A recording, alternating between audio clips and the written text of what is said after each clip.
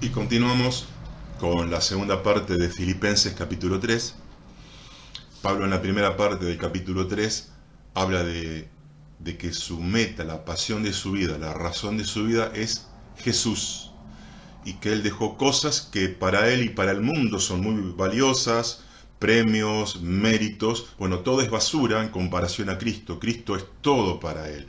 Todo queda eclipsado ante la majestad de la grandeza y de la hermosura de Jesucristo. Entonces hay que pagar un precio para seguir a Cristo, hay que pagar un precio para ser espiritual, que es renunciar a cosas que para nosotros fueron un tiempo útiles y valiosas, pero ahora hay que dejarlas por causa de Cristo, quien es la persona más valiosa y hermosa que hay, Jesucristo. Entonces Pablo, después de hablar de eso, dice en el 3:16 de Filipenses: pero sigamos una misma regla con lo que ya hemos alcanzado. ¿Por qué? Siempre la vida cristiana es todo un proceso. Hasta que estemos con el Señor es un camino constante de crecimiento. Y en ese camino hay muchas influencias desviadoras. Los filipenses estaban siendo influenciados por los judaizantes para que como que vuelvan a la ley, a Moisés. Que bueno, sí, Cristo sirve, pero no tanto. También hay que agregarle elementos judíos, guardar el sábado, méritos propios, cumplir la ley. Sin duda que el cristiano tiene que obedecer a Dios y guardar sus mandamientos, la parte moral. Pero porque ya somos salvos, no para ser salvos. El judaizantes, los que creen en sus propios méritos, rechazan la gracia. Creen que en sí mismos son lo suficientemente capaces como para agradar a Dios.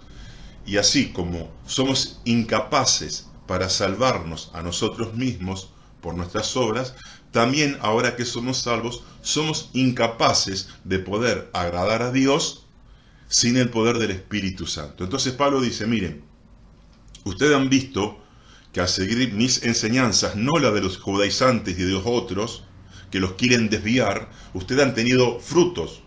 Entonces, sigan con esa regla, es decir, en todo aquello que les dio resultado, manténganlo. Dense en cuenta por los frutos. ¿Por qué? Porque siempre el diablo nos quiere desviar del camino de la verdad. Dice: lo que yo les enseñé, dice Pablo, y lo que ustedes experimentaron es bueno, es real, porque se confirma con los frutos. Como Jesús dijo, por sus frutos los conocerán. Si les dio resultado de que Dios lo aprobó, de que Dios lo usó, de que progresaron, no lo dejen, no lo abandonen, dense cuenta por los resultados positivos que les dio. Porque estos judaizantes eran muy militantes. Y cuando uno escucha a un judaizante, da a entender de que estuvimos todos equivocados. Que si no hay un judío entre nosotros, y si no hay alguien que sepa hebreo o que un rabino, los gentiles no tenemos luz. Estamos en inferioridad de condiciones y necesitamos la luz supuestamente de alguien que sabe hebreo, de un judío. Entonces siempre hay tendencias desviadoras que nos quieren desviar. Entonces sigan una misma regla en aquello que ustedes ya triunfaron, porque tienen los efectos prácticos de que la doctrina que creyeron les sirvió. Ese es en el 3:16. Y en el 3:17 dicen: sean imitadores míos. Bueno, Pablo lo acaba de decir en el mismo capítulo: yo siendo hebreo de hebreos, y a lo mejor más celoso de la ley que estos judaizantes que ahora los quieren engañar, siendo más perfectos que ellos y más celoso que ellos, yo dejé todo. Porque del lado de Cristo no hay mérito. No sirve el judaísmo, no sirve otra religión, sirve Jesucristo y una relación con Él. Cristo es todo. Cristo me da la salvación y me da la vida. Entonces sean imitadores. Ahora, qué importante que alguien pueda llegar a decir esto. Siempre se dice que los religiosos y que los líderes religiosos suelen decir a aquellos que no conocen a Dios, y a veces lo dicen con verdad, dicen que los religiosos dicen: haz lo que yo digo, pero no lo que yo hago. Bueno, esto es lo que Jesús en Mateo 23, cuando acusa a los escribas y fariseos, los grandes religiosos del tiempo de Jesús, mire, dicen Jesús: cuando estos escribas y fariseos le hablen de la ley, de la ley de Moisés, que es de Dios, háganle caso. pero no hagan como ellos hacen, porque ellos dicen y no cumplen. Es decir, este dicho, haz lo que yo digo y no lo que yo hago, ya Jesús lo formuló 2000 años antes. Es triste que el cristiano no pueda tener gente para imitar.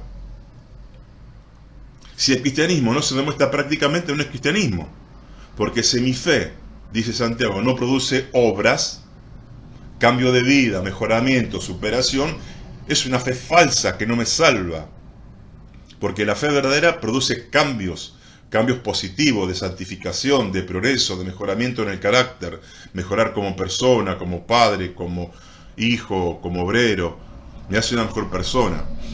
Qué importante que haya gente para imitar. Ejemplos. Ejemplos, se dice, ejemplos es alguien que es digno de imitarse cuando uno lo ve. Miren, dice, miren, que es importante tener referentes. Nuestros líderes cristianos santos que viven en santidad, que triunfaron, que superaron, que pudieron soportar la tentación. Qué importante la necesidad de ejemplos ahora. En un cristianismo que a medida que el tiempo avanza vemos que cada vez es más difícil ser cristiano. Es más difícil ser cristiano por estos últimos tiempos de locura, de pecado generalizado, que toda la maldad y el pecado está al alcance de la mano, como nunca es fácil corromperse hoy, porque está todo al alcance de la mano.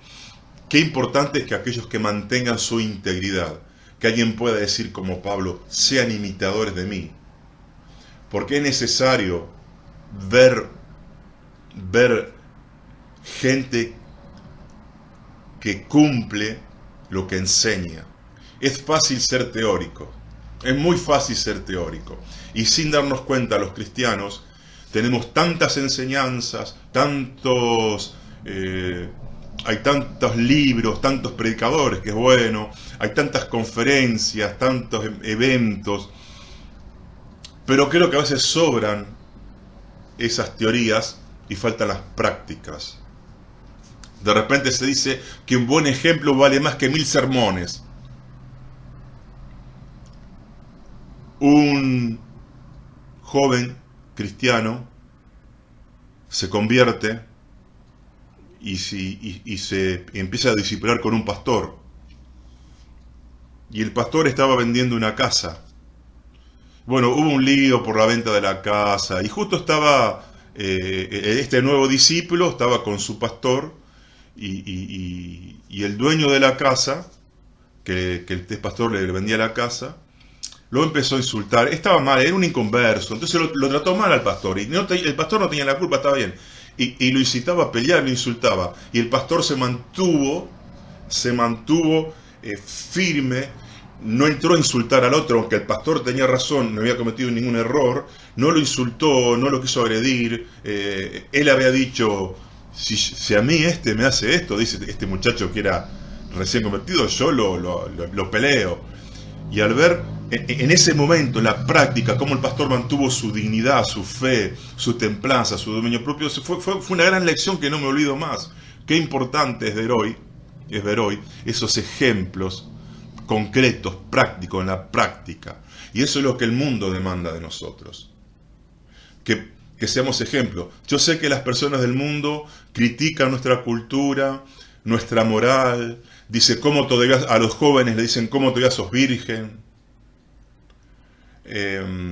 ¿Por qué no te drogás? Vos sos un aburrido, esto que lo otro. Pero en el fondo, cuando vos te mantenés en la doctrina, te mantenés en la moral de Cristo, en el fondo te admiran los inconversos. Y un día tal vez muchos se conviertan, aunque no te digan nada, te admiran porque ellos saben que están pecando. Los que son infieles a sus esposas, los que se drogan, los que se descontrolan.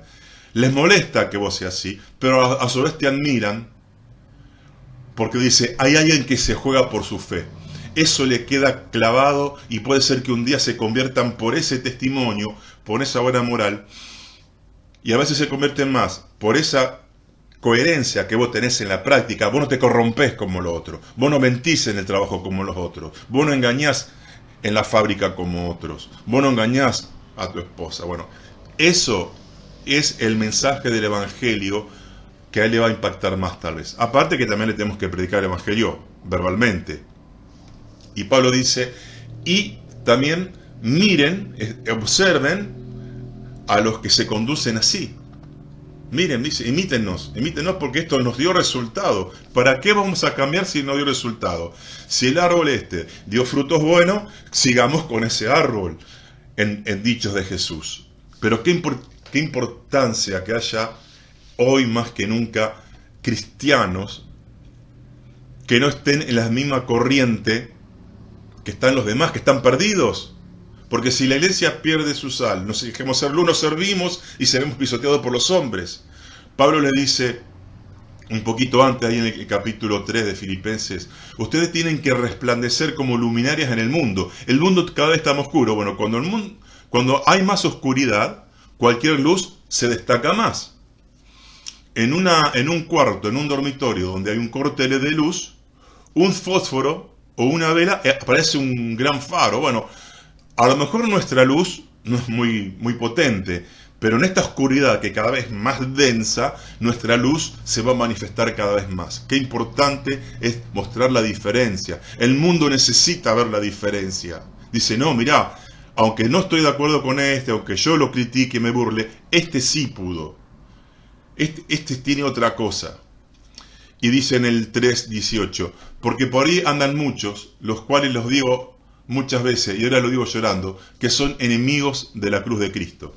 Tal vez estos judaizantes no negaban directamente a Jesús, pero ¿qué hacen? Lo rebajan a Jesús, porque Jesús no es suficiente, es Jesús más mis enseñanzas judaizantes. El sábado, no comer ciertos alimentos, un montón de cosas. ¿Por qué son enemigos de la cruz? ¿De qué cruz habla Pablo? No de la cruz de madera, donde nuestro Señor murió, sino el principio espiritual de la cruz, que es un principio eterno, que es de la humillación, del morir a uno mismo. Pablo dice en Gálatas, yo muero a mí mismo para que viva Cristo, y si no muero, Cristo no vive, y si Cristo no vive en mí, mi cristianismo es una ficción, no existe. El cristianismo es Cristo saliendo de mí y viviendo a través mío. Entonces son enemigos del principio de morir a uno mismo para que Cristo se manifieste. Son enemigos porque si yo tengo mérito suficiente y tengo fuerza suficiente para agradar a Dios en la vida cristiana, ¿para qué quiero a Cristo? ¿Para qué quiero el Espíritu Santo? ¿Para qué quiero la cruz? Entonces la cruz me humilla, me dice, sos impotente vos mismo, aun siendo cristiano, sos débil y corrupto para poder agradar a Dios. Entonces te entregás a Cristo para que sea el Señor de tu vida y para que el Espíritu pueda cumplir lo que vos mismo no podés cumplir. Por eso son enemigos del principio de la cruz. Del principio de la cruz, o porque te exaltás a vos mismo o exaltás a Jesús. La cruz hace que vos renuncies a vos mismo, te despojes de todo mérito y gloria, y toda la gloria sea de Él, de Jesucristo. Por eso son enemigos del principio de la cruz, de la humillación, de la renuncia, del vaciamiento. Por eso decimos que hablando de la cruz, no de madera, sino la cruz espiritual como principio, que Jesús toma la cruz antes de ir a la cruz, antes de morir en la cruz de madera, porque el solo hecho de Dios, como dice en Filipenses 2, de ser Dios, hacerse hombre, de hacerse hombre, hacerse el más bajo de los hombres, tener muerte de cruz, ya Jesús venía tomando la cruz espiritual, digamos, subjetiva, antes que morir en la cruz de madera. Entonces este principio de la cruz es eterno y que hace que muramos a nuestros deseos, a nosotros mismos, y permitamos que el Espíritu Santo actúe. Y en el 3:19 dice, cuyo fin es la perdición. Adoran al Dios de sus propios vientres, dice, cuyo Dios es el vientre.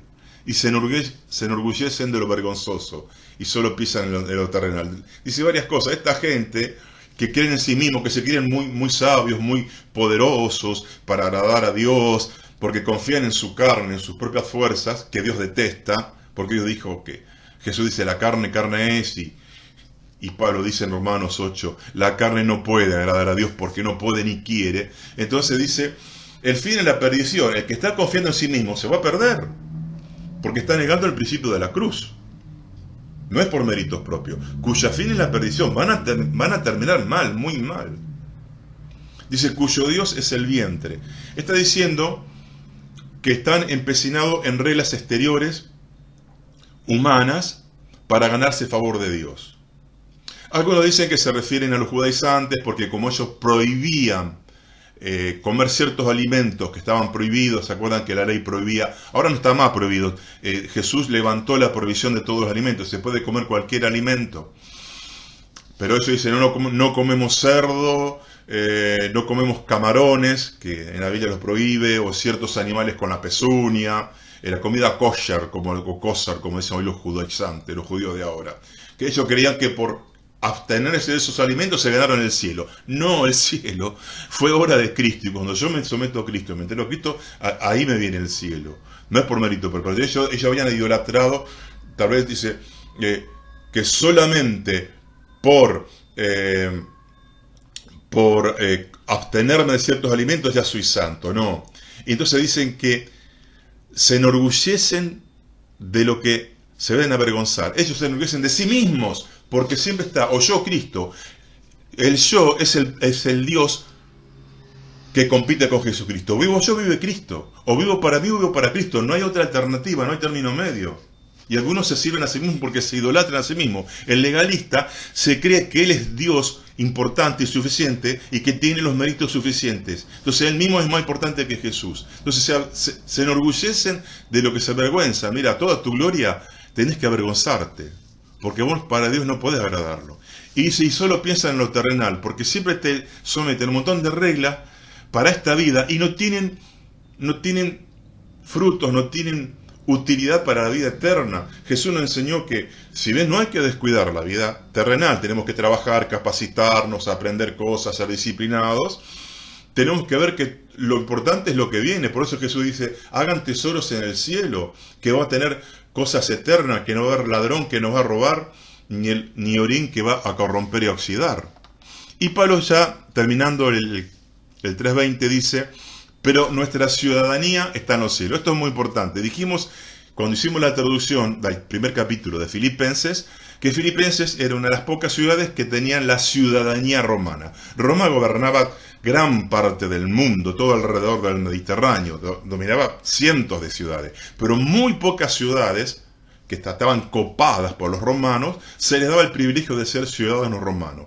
Una ciudad que Roma le concedía el privilegio de ser ciudad romana, colonia romana, ellos podían hablar en latín, que era como ser superior. Podemos hablar en latín porque admiraban al imperio, que era el primer mundo en ese tiempo, por los lujos, por el orden, todo, como hoy hay imperio. Entonces ellos tenían, cualquier ciudadano filipense, por tener la ciudadanía romana, podía vestir como los romanos, hablar como los romanos, tenían acceso a otros privilegios, y ellos se sentían orgullosos. Mirá, nos parecemos a los romanos, nos permite ser como ellos. Entonces Pablo le dice, como le viene diciendo, no piensen en lo terrenal, dice, le está diciendo esto Pablo. Así como ustedes, cuando eran inconversos, se enorgullecían por replicar en su ciudad la cultura de Roma, repliquen la cultura del reino del cielo. Que es muy importante, porque Roma, como cualquier imperio, es del mundo, y se terminó. Ya no está mal el imperio romano, fíjense.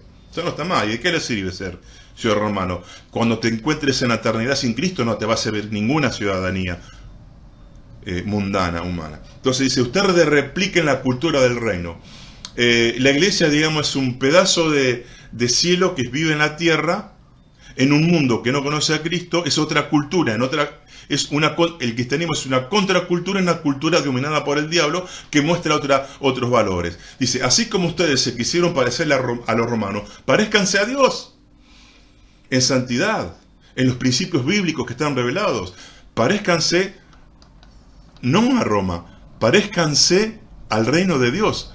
Muestren con su conducta que están en el reino de Dios. Bien, esto es lo que tenemos que decir, y nos falta Filipenses capítulo 4.